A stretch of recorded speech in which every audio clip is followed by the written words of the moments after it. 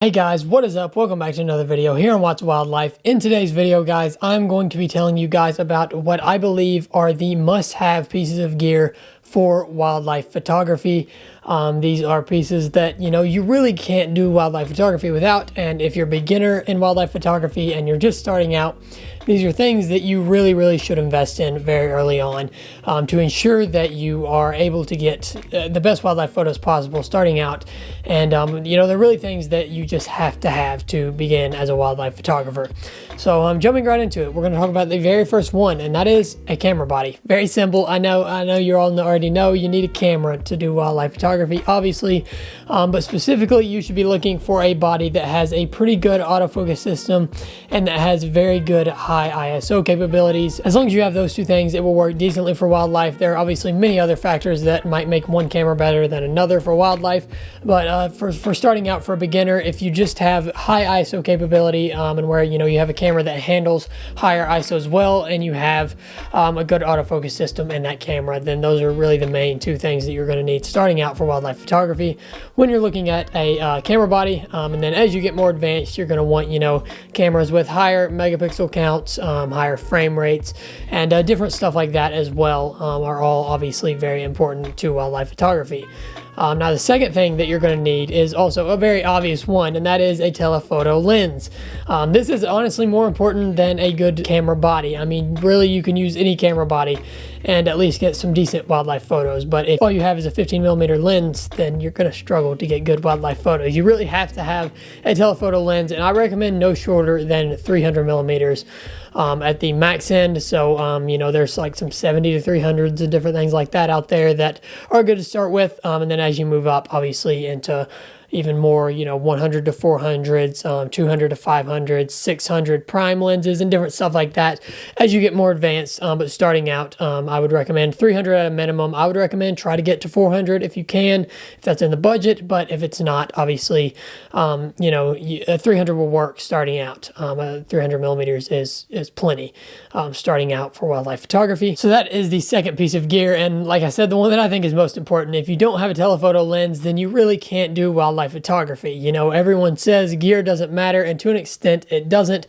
but if you're planning on doing wildlife, it kind of does matter what lens you have. That's kind of clear. You do have to have a telephoto lens. Now another thing that you should have is a lens hood, and a lot of lenses come with these.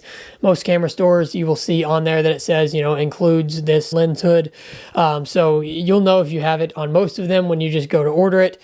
But some of them don't, so you will have to order a lens hood. That one is a little bit more optional, but I would still recommend that if you are getting into wildlife photography and the lens doesn't come with one, it's an investment that's worth making just to protect the end of your lens if nothing else. So moving on to the next thing, you're going to need a lot of storage or memory. So you're going to need some of those higher end SD cards. I would recommend 64 gigabyte, maybe 128 gigabyte would be plenty starting out on most beginner cameras to hold all the photos that you could take on any given trip. If you're shooting on something that's a lot larger, if you're shooting on some 50 plus megapixel camera, you might need more than that, but for most cameras 128 gigs, even 64 gigs is plenty enough on an SD card. And I personally would recommend SanDisk cards. You can buy other ones, but SanDisk is super reliable, and I love their cards and products.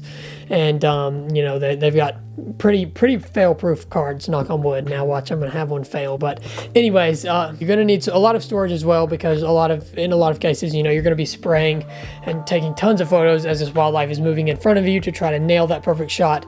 So those are cases where you're gonna need a lot of storage to obviously hold all of those photos. So that is the next thing, and then the next one after that will be software. You need some editing software. There are really two big options today, and those are either Lightroom and Photoshop or Capture One. Both programs are awesome. I use Lightroom and Photoshop, but I know some people that get incredible results out of Capture One, so it really just depends on which one you want, and you can look into those and decide which one more fits what you want to do, and how you want to edit your photos and all of that stuff. So obviously editing software is very important as well. A lot of beginners starting out don't get that, but I recommend getting it early and learning how to use it, because it can really improve your photos and really just up your game very early on, and can really give your photos a professional look even when you're in your very early beginning stages of learning wildlife photography. And now the next thing is going to be a camera bag that can hold both your telephoto lens and your camera. Now this is something that, again, isn't totally necessary. It isn't totally must-have, but you really should have it for protection purposes. I mean, you're carrying around probably an expensive camera and lens, at least decently expensive, and you know, that's not something that you want to be dropping or having rolling into the floor or just laying around. You should have that in a protected camera bag, and you don't have to go out and buy, you know, like a high-dollar camera bag, but just having something that protects your gear is very important. And you know, when you don't have time to shoot, put it in there, keep it dust-free. All that kind of stuff is very important as a wildlife photographer to have to protect your gear, because wildlife is probably the very most expensive type of photography that you can get into. That's just kind of how it is. You know, you can go into portraits or different things like that with, you know, a pretty cheap camera, but with wildlife, and pretty cheap lens is the main thing, but with wildlife, especially on the lens end, you have to invest a little bit of money. It's just part of the deal with wildlife. So you're going to want to also invest in a backpack to protect that, or not even a backpack, just a bag in general to protect that lens and camera. Now moving on to what I think is the final thing that is kind of a must-have, and then we'll get into some of the more optional things, is a rain cover for your camera and lens. Now this is something that I haven't had honestly at all since I started photography. I just got it literally like a handful of days ago, got my first rain cover, but it's something that I recommend you get starting out as a photographer, because it opens up your possibilities so much. You know, shooting in rain is something that can really add mood and add a real story to your photos. And if you just simply can't because you don't have rain protection, well, then you're losing photos that you could have that are incredible wildlife photos. So I definitely recommend investing in this. You know, most cameras and lenses nowadays are weather sealed, so they're protected from rain.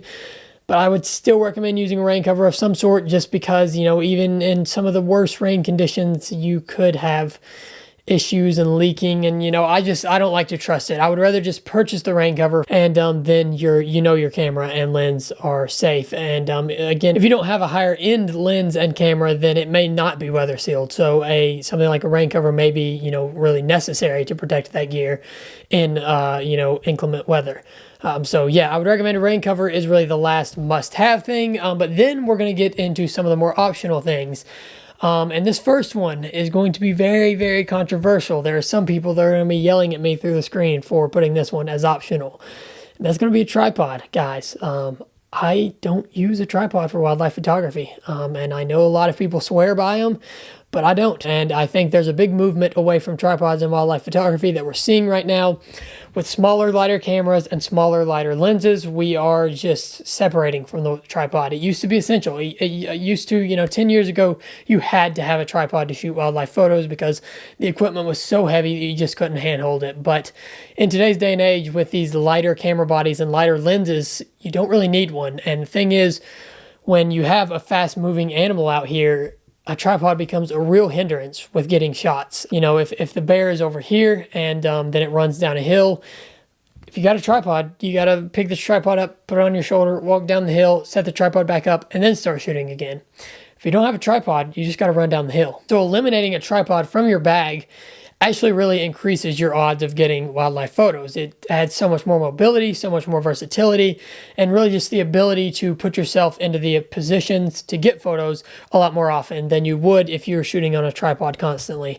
So this is something that I think if you want to use it, and especially if you don't have a lens with image stabilization, or if you have a super heavy lens, or maybe you just don't have super strong hands, then, you know, you should get a tripod. Maybe you should, and it might be worth it for taking photos of wildlife. It could be worth it for you. But I think in most cases, I would shoot without it. I would just try to shoot without the tripod. So I think really, in general, a tripod is just very optional and up for preference. If it's something that you really need, maybe because of health conditions, like I said, if you can't hold the camera up, then obviously you're going to need one. But I think if not, then I would recommend not using one unless it's just something that you really want to use, because you know, we're moving away from that stuff now. It's the truth about wildlife photography. We're really entering a new era right now, and the tripod is something that we're leaving behind. Now, if you do video work, another thing, if you do wildlife video work, I would definitely recommend one. You need one for that.